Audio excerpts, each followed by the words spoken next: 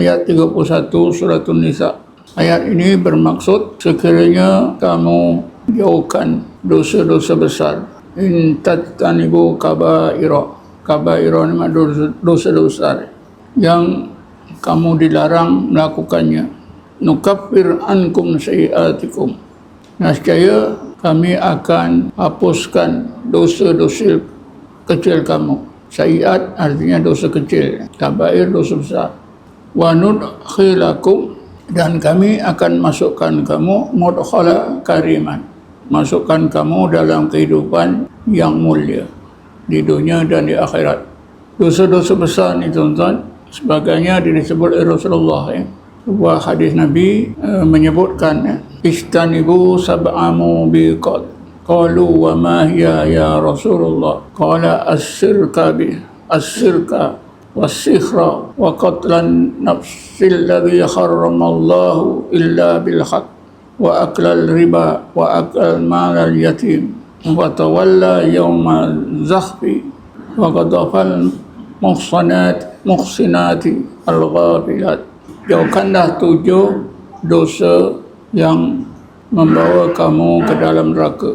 Sahabat bertanya, apakah 7 dosa besar yang membawa ke neraka itu ya Rasulullah? Rasulullah menjawab, yang pertama ialah syirik, yang kedua ialah sihir, yang ketiga membunuh seseorang tanpa ada alasan, bunuh orang, yang keempatnya makan riba, kelima makan anak harta yatim, keenam lari dari medan peperangan, dan yang ketujuhnya ialah menuduh seseorang yang baik dengan tuduhan zina tanpa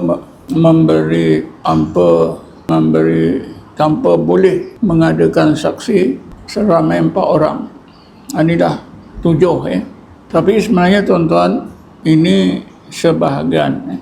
Di sana ada banyak lagi dosa-dosa besar. Misalnya apa-apa larangan Allah, sesudah Allah larang lalu Allah ancam dengan siksa neraka, atau Allah sebutkan akibatnya di akhirat nanti, seperti minta tolong dengan jin dan syaitan. Minta tolong dengan jin ini ada disebut dalam ayat 128 surah Al-An'am. Bismillahirrahmanirrahim. Wa yawma yakhshuruhum jami'a, pada hari dikumpulkan semua manusia dan jin di padang mahsyar.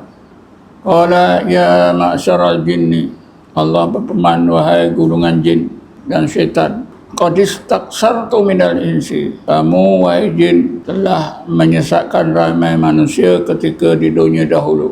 Wa qala awliya'u minal insi, maka berkatalah manusia-manusia yang berkawan, bantu-membantu dengan jin itu, Rabbana istamta'a ba'duna bi ba'din, betul ya Allah, ketika kami hidup di dunia dulu, kami tolong-menolong, bantu-membantu antara satu sama lain. Karena itu kami masing-masing dapat kebaikannya. Kami berbangga-bangga. Wa balagna ajalana allazi ajaltalana.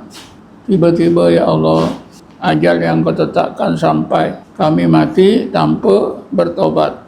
Qala an-naru maswaakum khalidina fiha illa ma syaa Allah. Kalau begitu, wahai manusia, wahai jin, tempat kamu semua ialah di neraka. An-naru maswaakum. Jadi berkawan dengan jin juga tuan-tuan merupakan dosa besar, kerana akibatnya begitu buruk di akhirat. Tapi ada setengah ulama menyebutkan minta tolong dengan jin ni kalau perkara yang harus. Kalau minta tolong dengan jin untuk melakukan yang jahat, haram. Begitulah seterusnya. Minta tolong ini satu perkara lain bersahabat. Minta tolong itu sekali-sekali mungkin.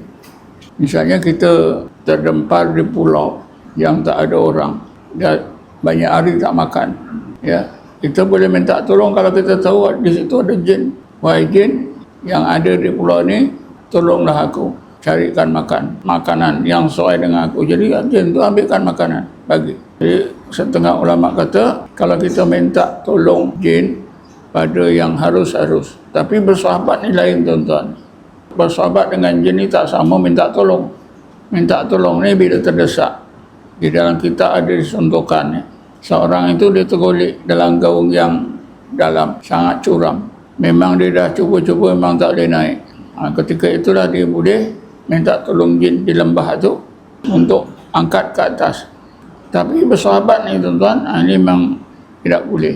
Sahabat ni makna berkawan sepanjang masa. Tentulah bila bersahabat, jin itu duduk serumah dengan kita. Macam-macam boleh berlaku